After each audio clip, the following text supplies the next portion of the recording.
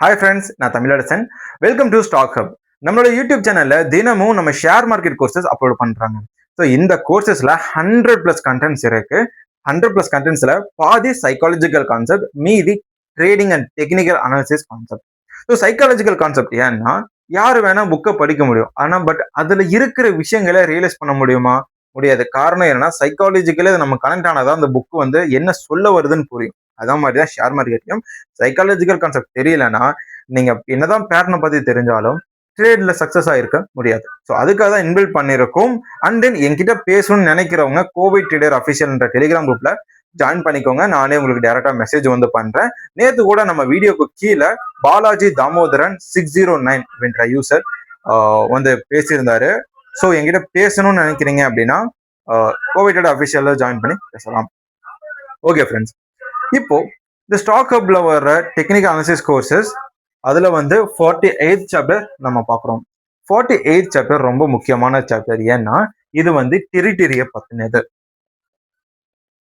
Territory ஷேர்ஸ்ல என்ன டெரிட்டரின்னு கேட்டீங்கன்னா இருக்கு. அது வந்து ஒரு கான்செப்ட். இந்த கான்செப்ட் வந்து நீங்க ட்ரேட் பண்ண ஆரம்பிச்சா மட்டுமே புரியும். இதுல ரெண்டு பேர் தாங்க. ஒன்னு bull territory and bear territory. So நிறைய பேர் இதை வந்து ட்ரெண்ட் கூட சேர்ந்து கன்ஃபியூஸ் பண்ணியிருப்பாங்க. பட் ட்ரெண்ட் வந்து டோட்டலி டிஃப்ரெண்ட். ஸோ ட்ரெண்ட்னா என்ன? கீழே இருந்து மேலே போகும், மேலே இருந்து கீழே வரும். ஒன்று டிராஸ்டிக்காக வரும், இல்லை ஸ்லோப்பாக வரும். அதே மாதிரி ரைசிங் போதும் அப்படிதான். ஸோ இதெல்லாம் பார்த்தீங்கன்னா அப் ட்ரெண்டை வந்து குறிக்குது. பார்த்தாலே உங்களுக்கு வந்து தெரிஞ்சிடும். இது டவுன். ஓகேவா? ஸோ இந்த இடத்துல டெரிட்டரி எங்க வருது அப்படின்னு பார்த்தோம்னா, இப்போ நண்பர்களே ஒரு பங்கு இருக்கு. உதாரணத்துக்கு டாடா மோட்டார்ஸ் எடுத்துருக்கலாம். லாஸ் பண்ணிட்டு இருக்கும்போது டாடா மோட்டார்ஸ் 250 ரூபாயில கூட ட்ரேட் ஆயிட்டு இருந்தது. பட் எப்போ அந்த பங்கு வந்து நல்லா உயர ஆரம்பிச்சதோ அந்த நேரத்துல 1200 ரூபாய் வரைக்கும் உயர்ந்துச்சு. ஸோ இதுதான் புல்ஸ் டெரிட்டரி கான்செப்ட் உள்ள இருக்கு. இப்போ பங்கு வந்து கீழே விழுகும்போது நீ நிஜமாலுமே அதுல வந்து ஒரு நெகட்டிவ் நியூஸோ, ஒரு பேட் இம்பாக்டோ, இல்ல டெப்டோ ஏதாவது ஒன்று வந்து அதுல இருக்கும். இல்லாமலாம் ஒரு நிறுவனத்துடைய பங்குகள் கீழே சரியாது. ஓகேவா? ஸோ அப்படி சரியறதுக்கு என்ன காரணங்கிறத முதல்ல நம்ம ஐடென்டிஃபை பண்ணணும். ஸோ அவங்க லாஸ் தான் பண்றாங்களா, இல்ல லாஸ் பண்றதுதான் முக்கியமான காரணமா, அதை தவிர்த்து வேற ஏதாவது காரணமா இருக்கான்னு ஃபைண்ட் அவுட் பண்ணும். ஸோ இதெல்லாம் நியூஸ்லலாம் வராது. அதாவது இந்த பங்கு இப்போ வாங்குங்கன்னு வராது. பட் ஒவ்வொரு இம்ப்ரூவ்மெண்ட்டும் பார்த்தீங்கன்னா நியூஸ்ல வந்துகிட்டு இருக்கும். டாடா மோட்டார்ஸ் கொஞ்சம் இந்த ஒரு மாடலை வந்து வெளியிட்டிருக்காங்க. ஃபியூ ரிசல்ட்ஸ் இந்த மாதிரி வந்திருக்கு, இதனால இவ்வளவு ப்ராஃபிட் இருக்கு, இந்த மாதிரி இவ்வளவு யூனிட் செல் பண்ணியிருக்காங்க. இந்த மாதிரியான சின்ன சின்ன நியூஸஸ் வரும். வெறும் சென்டென்சஸ் தான் வரும். சரிவா? ஸோ அதெல்லாமே நம்ம கேதர் பண்ணிட்டு ஃபாலோ பண்ணணும். ஓகே, இப்போ இவங்க கிட்ட கடன் இருக்கு, கடனை கம்மி பண்ணிட்டாங்க, வேற எந்த காரணமும் இல்லை அப்படின்னா பங்குடைய விலை உயரும் இல்லைங்களா? அந்த மாதிரி தான் டாடா மோட்டார்ஸ் உயர்ந்துச்சு. பட் நிறைய பேருக்கு டாடா மோட்டார் ஷேர்ஸ் உயருதுன்னே தெரியாது. காரணம், பங்கு சந்தையில பாசிட்டிவான விஷயங்கள் வெளிச்சத்துக்கு வராது, அது சைலண்டா நடக்கும். ஸோ அந்த மாதிரி நேரத்துல தான் இந்த புல்ஸ் டெரிட்டரி இருக்கு. இதை நம்ம எப்படி சார்ட்ல ஐடென்டிஃபை பண்றதுன்னா, ஒரு பங்கு மேல இருந்து கீழே விழுந்துட்டு இருக்குங்க. அஃப்கோர்ஸ் டாடா மோட்டார்ஸ் விழுந்த மாதிரி தான். ஒரு கட்டத்துக்கு மேல கீழே போகவே போகாது. 500 ரூபால முன்னாடி வந்து ஆல் டைம் லோவே 500 இருந்தாலும் அது 400 வந்து 380 வந்து 350 வந்து 300 வந்து 250 வரைக்கும் கூட வரும். பட் ஒரு பாயிண்ட்ல சேச்சுரேஷன் வந்துடும். இதுக்கு மேல பங்கு கீழே போகவே போகாது. சைலண்டா வந்து அப்படி சைடு வேஸ்ல போகும். ஓகே ஃப்ரெண்ட்ஸ், இந்த சைடு வேஸ்ல போறதுக்கான காரணம் என்ன அப்படிங்கிறத நீங்க அங்க ஐடென்டிஃபை பண்ணணும். ஏன்னா சைடுவேஸ்ல ஒரு பங்கு மூவ் ஆகுது அப்படின்னா அதுக்கு காரணமே இல்லை அப்படின்னு அர்த்தம். ஒண்ணு கீழே போகணும், மேலே போகணும். மேலே போகிறதுக்கும் காரணம் இல்லை, கீழே போகிறதுக்கும் காரணம் இல்லை அப்படின்னா அது வந்து ஒரு பாயிண்ட்ல சைடுவேஸ்ல மூவ் ஆக ஆரம்பிச்சிடும்.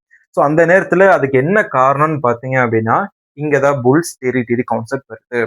அந்த நிறுவனத்துடைய நெகட்டிவ் எல்லாம் முடிஞ்சு போச்சுட்டு பாசிட்டிவ்க்கு ரெடி ஆயிட்டு இருக்கு. ஸோ அந்த பாசிட்டிவ் ஏரியால பையர்ஸ் பை பண்ணலாம் அப்படிங்கிற ஒரு கான்செப்ட் தான் நீங்க புரிஞ்சுக்கணும். ஸோ அந்த இடத்துல நம்ம முதலீடு பண்ணோம் அப்படின்னா டாடா மோட்டார்ஸ் 250 இருந்து 1250 ரூபா வரைக்கும் உயர்ந்தது. கிட்டத்தட்ட 4 டைம்ஸ் ரிட்டர்ன்ஸ் வந்து கொடுத்தது. அதை எடுத்திருக்கலாம். ஓகே, பியர்ஸ் டெரிட்டரியும் அந்த மாதிரி தான். ஒரு பங்கு சர்றன்னு மேல போயிருக்கும், பட் கீழே விழுக காரணமே இருக்காது. அப்ப வந்து சைட்வேஸ்ல போகும். ஏன் சைட்வேஸ்ல போகுதுன்னு பாத்தீங்கன்னா, ரொம்ப ஸ்ட்ராங்கான ஒரு நியூஸ் இல்ல. ஓகேவா? மேல போகுறதுக்கு காரணமே கீழ விழுகுறதுக்கு காரணம் இல்ல அப்படிங்கும்போது, அந்த பங்கு வெயிட் பண்ணும். மேல போகுறதுக்கோ, கீழ போகுறதுக்கோ கரெக்ட்டான காரணம் வர்ற வரைக்கும் வெயிட் பண்ணும். காரணம் வந்தோனே அதோடைய மூவ்மெண்ட் ரொம்ப ஜாஸ்தியா இருக்கும். ஓகேவா? அப்போ கீழ உடைச்சிட்டோ, இல்ல மேல உடைச்சிட்டோ போகும். இப்படி போகும்போது நல்ல ரிட்டர்ன்ஸ் வந்து கிடைக்கும். அதனால நீங்க வந்து இந்த புல்ஸ் அண்ட் பியர்ஸ் டெரிட்டரிய வந்து ஒரு ஞாபகத்துல வச்சுக்கோங்க. ட்ரெண்ட வந்து விட்டுருங்க. இப்போ ஆக்சுவலா ட்ரெண்ட் என்னன்னு பார்த்தீங்கன்னா, புல்லிஷ் ட்ரெண்ட்னா எல்லா பங்குகளும் உயர ஆரம்பிக்கும்னு கேள்விப்பட்டிருக்கீங்க. ஆனா புல்ஸ் ட்ரெண்ட்லயும் நெறைய பங்குகள் மிகப்பெரிய லாஸ குடுத்து இருக்கு. அதே மாரி பியர் மார்க்கெட் போயிட்டு இருக்கும்போது நெறைய பங்குகள் சூப்பரான ரிட்டர்ன்ஸ் குடுத்தும் இருக்கு.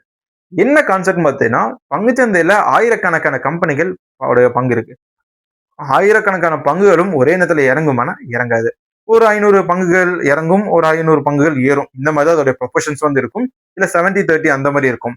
அந்த 30 அப்படின்னாலுமே 300 பங்குகளுக்கு மேல. ஓகேவா?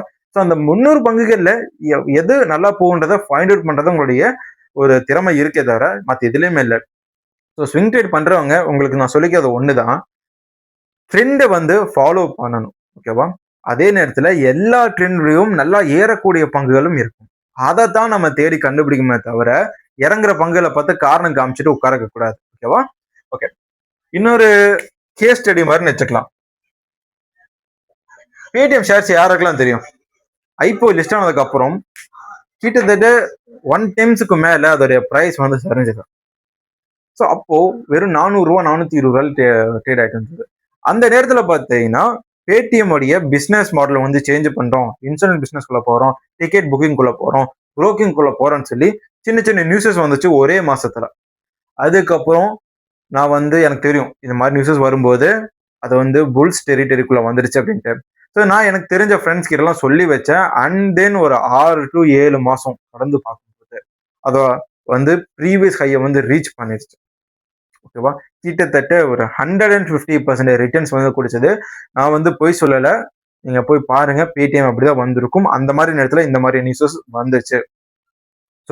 புல்ஸ் டெரிட்டரி, பேஸ் டெரிட்டரி ரொம்ப முக்கியம். இது யாருமே சொல்லிக் கொடுக்க மாட்டாங்க. இது ஏன்னா சொன்னாலும் தெளிவா உங்களுக்கு புரியாது. அண்டர்ஸ்டாண்ட் பண்றவங்களால மட்டும்தான் இதை புரிஞ்சுக்க முடியும். Grab this idea and be successful traders. Thanks for வாட்சிங். டாடா. Bye by.